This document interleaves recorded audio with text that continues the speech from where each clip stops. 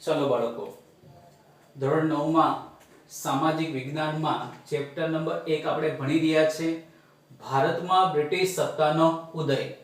ગયા લેક્ચરમાં આપણે શું ભણેલા તો બાળકો ઈસવીસન 1453 માં કોન્સ્ટેન્ટિનોપલ જેનું બીજું નામ છે ઇસ્તંબુલ તુર્ક મુસલમાનોએ જીતી લીધું અને એટલા માટે યુરોપ અને ભારત વચ્ચેનો વ્યાપાર બંધ થઈ ગયો। એ સમય દરમિયાન બાળકો ભારતમાં એવી ઘણી બધી ચીજવસ્તુઓ ઉપલબ્ધ હતી જે વિદેશમાં યુરોપના દેશોમાં ખૂબ વધારે માંગ હતી। યુરોપના દેશોને ભારતની ચીજવસ્તુ વગર ચાલે તેમ હતું નહીં અને એટલા માટે 1453 માં તુર્ક મુસ્લિમોએ જ્યારે કોન્સ્ટેન્ટિનોપલ જીતી લીધો ત્યારે યુરોપ અને ભારત વચ્ચેનો વ્યાપાર બંધ થઈ ગયો અને યુરોપને ભારતની ચીજવસ્તુ વગર ચાલે તેમ ન હતું ને એટલા માટે એમને ભારત તરફ નવો જળમાર્ગ શોધવાની આવશ્યકતા ઊભી થઈ। એના માટે બાળકો ઈસવીસન 1492 માં ક્રિસ્ટોફર કોલંબસે પ્રયત્ન કરેલો। બાળકો ક્રિસ્ટોફર કોલંબસ સ્પેનનો વતની હતો। ત્યાર પછી બાળકો વાસ્કો દ ગામાએ 1498 માં ભારત તરફ આવવાનો જળમાર્ગ શોધવામાં એને સફળતા મળી। બાળકો મેં એક નામ આપેલું તમને કે ભારતના કયા ખલાસીએ મદદ કરેલી તો એનું નામ હતું અહમદ ઇબ્ન મજીદ। ખ્યાલ આવ્યો? એના પહેલા પણ બાળકો બાર્થોલોમ્યુ ડાયઝે બાળકો કેપ ઓફ ગુડ ઓફ ની ભૂશી શોધી કાઢેલી હતી। ખ્યાલ આવ્યો? આટલું ભણ્યા હતા બાળકો અને પછી 1498 માં વાસ્કો દ ગામાએ ભારત તરફ આવવાનો જળમાર્ગ શોધવામાં એને શું મળી બાળકો સફળતા। આટલું ભણ્યા હતા। હવે પછી આગળ જોઈએ। ખ્યાલ આવ્યો બાળકો? આ સવાલ તમને પરીક્ષામાં 2 માર્ક્સમાં કે 3 માર્ક્સમાં પૂછાશે નહીં પણ આમાંથી તમને ખાલી જગ્યા છે, જોડકા છે, ખરા ખોટા છે, વિકલ્પ છે એ આવવાની શક્યતા વધારે રહેશે। ખ્યાલ આવ્યો?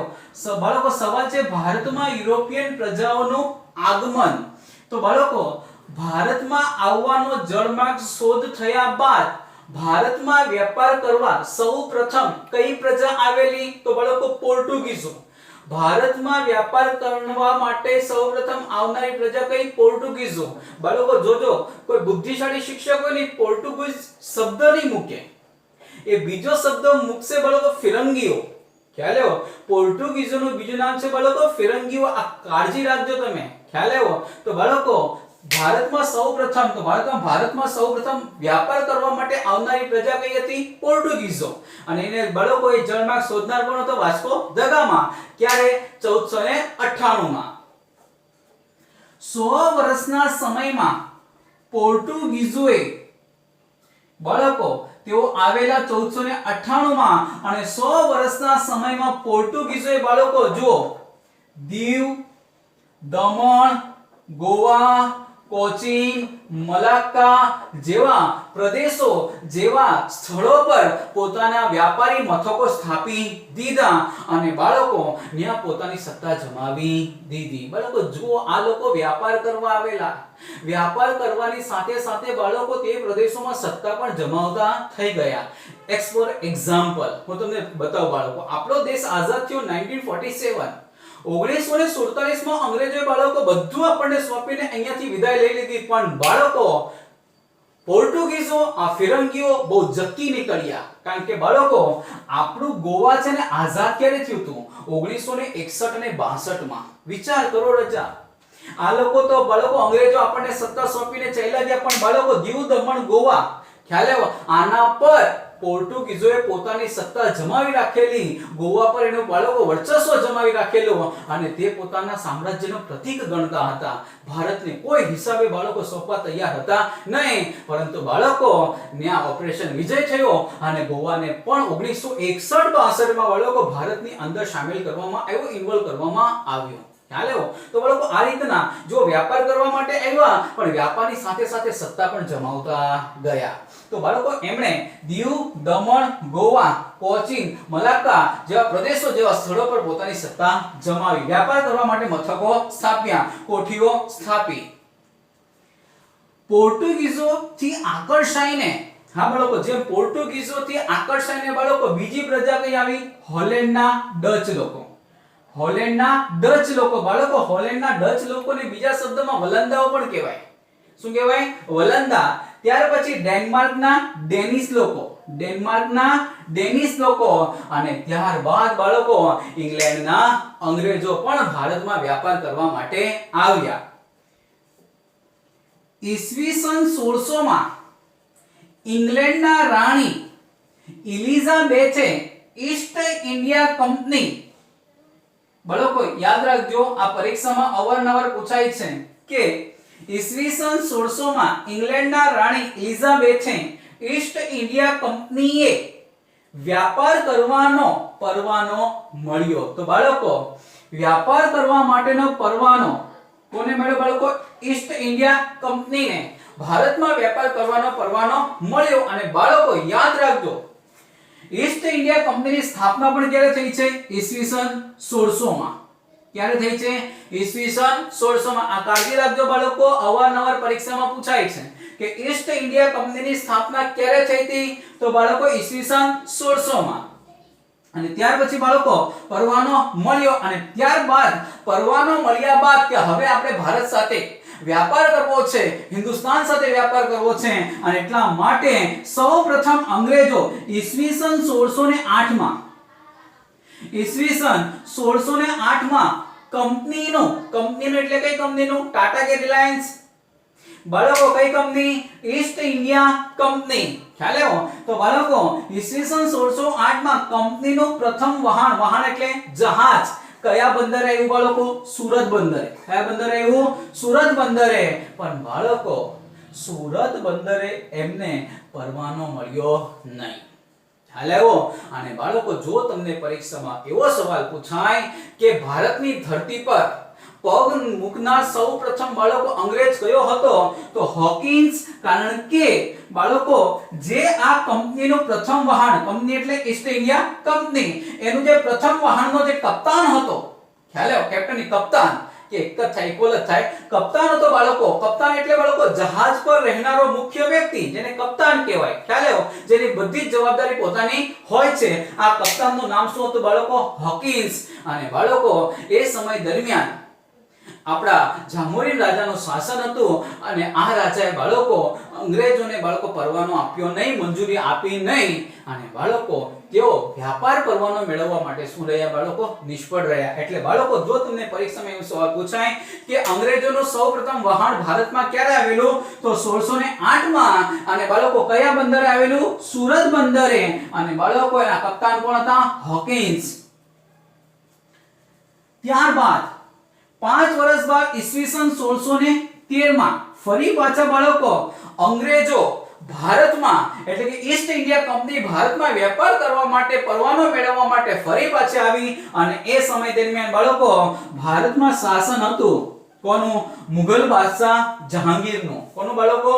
મુગલ બાદશાહ જહાંગીરનું શાસન હતું. અને જહાંગીરના સમયમાં વ્યાપાર કરવાનો પરવાનો મળ્યો. અને વ્યાપાર કરવાનો પરવાનો મળતા તેમણે પ્રથમ કોઠી ક્યાં સ્થાપેલી બાળકો? સુરત. ખ્યાલ આવ્યો? આપણા સુરતમાં બાળકો સૌપ્રથમ એમણે કોઠીઓ સ્થાપી હતી. સુરત માટે ઘણું બધું જાણીતું છે બાળકો. સુરતનું ખરેખર નામ સૂર્યપુર છે બાળકો. સૂર્યપુરની બાજુમાં અથવા સુરતની બાજુમાં વહેતી નદી છે એનું નામ છે સૂર્યપુત્રી છે બાળકો. આપણી સુરતની ભૂમિ એટલી પાવન છે કે વીર કર્ણને જે બાળકો એને મળેલું કે તમને મોક્ષ કુંવારી ધરતી પર જ મળશે. અને એટલા માટે બાળકો આપણા સુરતમાં અશ્વની કુમારમાં આવેલા 3 પાણનો વડ બાળકો જે બ્રહ્મા વિષ્ણુ અને મહેશનો અવતાર છે ન્યા એ બાળકો એવી જગ્યાએ આ કર્ણને બાળકો અગ્નિદાહ મળેલો છે ને મોક્ષ મળેલો છે. ખ્યાલ આવ્યો? તો બાળકો આ રીતના સાથે સાથે બાળકો સુરતની એક બહુ મહત્વની કહાવત છે, સુરતનું જમણ અને કાશીનું મરણ. એટલે બાળકો પ્રથમ કોઠી ક્યાં સ્થાપિત હતી બાળકો? સુરતમાં. ત્યારબાદ ભરૂચ, અમદાવાદ વગેરે જગ્યાએ બાળકો મથકો સ્થાપ્યા. તો બાળકો અંગ્રેજોએ સૌપ્રથમ કોઠી સ્થાપેલી સુરતમાં, ત્યાર પછી ભરૂચમાં સ્થાપી, પછી અમદાવાદમાં મથકો સ્થાપ્યા. પરંતુ અંગ્રેજો માટે બાળકો એક મોટી ઓપોર્ચ્યુનિટી, એક મોટી બાળકો સમસ્યા સર્જી હોય ને બાળકો, તો એ હતા બાળકો મરાઠા. ખ્યાલ આવ્યો?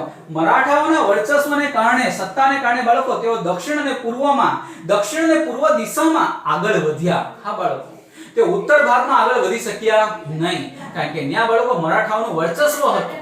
અને એટલા માટે બાળકો કદાચ ઇન કેસ મે બી બાળકો તે ઉત્તરમાં ગયા હોત અને બાળકો મરાઠાઓ સાથે શરૂઆતમાં જો ટકરાવ થઈ ગયો હોત ને તો અંગ્રેજોના બાળકો ભૂખા નીકળી ગયા હોત અને બાળકો અંગ્રેજોનો ભારતમાં કોઈ દિવસ પગ પેસારો થયો જ ન હોત, પણ બાળકો કુદરતને કંઈક અલગ જ બાળકો મંજૂર હતું અને બાળકો એટલા માટે થયું શું, તેઓ સમજદારી દાખવી અને પોતે હજી આવ્યા છે કે લડવાની જગ્યાએ પોતાની સત્તા જમાવે એવો અંગ્રેજોનો બાળકો ઈરાદો હતો અને એટલા માટે તેઓ દક્ષિણ અને પૂર્વ દિશામાં આગળ વધ્યા, મરાઠાઓ સાથે ટકરાવ કર્યો નહીં અને દક્ષિણ અને પૂર્વ દિશામાં આગળ વધ્યા. ત્યાં એમણે મછલીપટ્ટમ, મછલીપટ્ટમ, સેન્ટ જોર્જ અને ફોર્ટ વિલિયમ જેવા સ્થળોએ બાળકો એમને સત્તા સ્થાપી. એટલે મછલીપટ્ટમ એટલે બાળકો હું તમને કહી દઉં આ આંધ્રપ્રદેશમાં છે. ક્યાં છે? આંધ્રપ્રદેશમાં. સેન્ટ જોર્જ એટલે બાળકો ચેન્નઈમાં છે. ક્યાં છે? ચેન્નઈમાં. અને બાળકો એનું જૂનું નામ મદ્રાસ છે.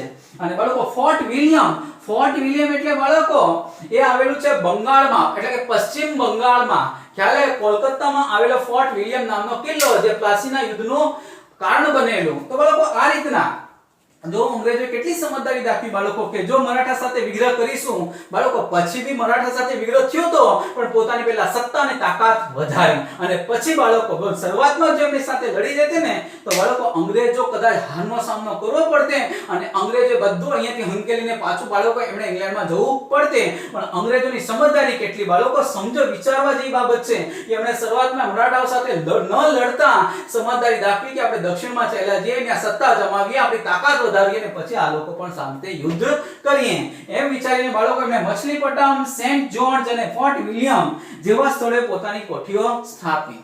ત્યારબાદ 1668 માં ઘણો લાંબો સમય બાળકો, કારણ કે અહીંયા 1608 ને 1613 આપણે વાત કરી બરાબર. પછી એ સમય દરમિયાન અંગ્રેજોએ પોતાનો પગ પેસારો કરતા રહ્યા બાળકો. પછી 1668 માં ઘણા લાંબા સમય પછી ભારતમાં વેપાર કરવા માટે કે વેપાર કરવા ફ્રેન્ચ ઈસ્ટ ઇન્ડિયા કંપનીનું આગમન થયું. ખ્યાલ આવ્યો? તો બાળકો ફ્રેન્ચ ઈસ્ટ ઇન્ડિયા કંપની ભારતમાં આગમન થઈ અને એમણે બાળકો હવે પરીક્ષામાં જ્યારે સવાલ પૂછે તો કાળજી રાખજો સવાલ શું છે, ઈસ્ટ ઇન્ડિયા કંપની છે કે ફ્રેન્ચ ઈસ્ટ ઇન્ડિયા કંપની છે. ઘણા ખરા બાળકો ઘણીવાર શિક્ષક તમને અટવાડવા માટે છે ને ઘણાને ખબર જ હોય રજા જોજો તમે છે ને ઈસ્ટ ઇન્ડિયા કંપની છે ને વારે ઘડી આવ્યા રાખશે કે ઈસવીસન 1600 પણ બાળકો આ ફ્રેન્ચ ઈસ્ટ ઇન્ડિયા કંપની છે ને એક જ વખત આવે છે ને એની સ્થાપના થઈ છે બાળકો 1668 માં. એટલે પરીક્ષામાં આ તમારે કાળજી રાખવાની કે સવાલ શું પૂછાયો છે, ઈસ્ટ ઇન્ડિયા કંપની પૂછાયું છે કે ફ્રેન્ચ ઈસ્ટ ઇન્ડિયા કંપની પૂછાયું છે. ઈસ્ટ ઇન્ડિયા કંપની એટલે 1600 માં અને ફ્રેન્ચ ઈસ્ટ ઇન્ડિયા કંપની એટલે બાળકો ઈસવીસન 1668 માં. તો ફ્રાન્સના લોકોએ ભારતમાં વ્યાપાર કરવા માટે ફ્રેન્ચ ઈસ્ટ ઇન્ડિયા કંપનીની સ્થાપના કરી અને બાળકો ક્યારે 1668 માં એમણે પણ બાળકો કરાઈકલ, પુડુચેરી, ચંદ્રનગર અને મછલીપટ્ટમ કે જ્યાં પહેલા બાળકો અંગ્રેજોની કોઠીઓ હતી ત્યાં પણ બાળકો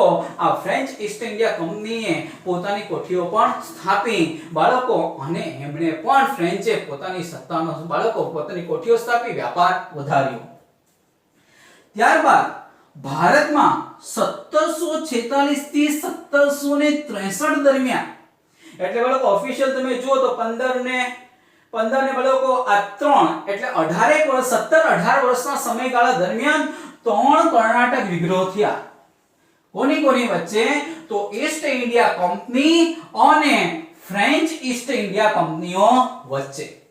ખ્યાલ આવ્યો? હા બાળકો જો વ્યાપાર કરવા માટે આવ્યા, બે વ્યાપાર કરવા માટે આવ્યા પણ બે વ્યાપાર કરવાની સાથે સાથે સત્તાની હોડ વધી અને આ સત્તાની હોડને કારણે બાળકો આ ઈસ્ટ ઇન્ડિયા કંપની અને ફ્રેન્ચ ઈસ્ટ ઇન્ડિયા કંપની વચ્ચે 3 કર્ણાટક વિગ્રહ થયા 1746 થી 1763 દરમિયાન.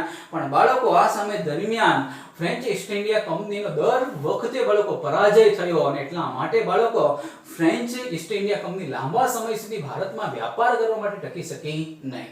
ખ્યાલ આવ્યો? આ સમય દરમિયાન બાળકો એક 1757 નો જે બનાવ આવે છે અને એ છે પ્લાસીનું યુદ્ધ. ખ્યાલ આવ્યો?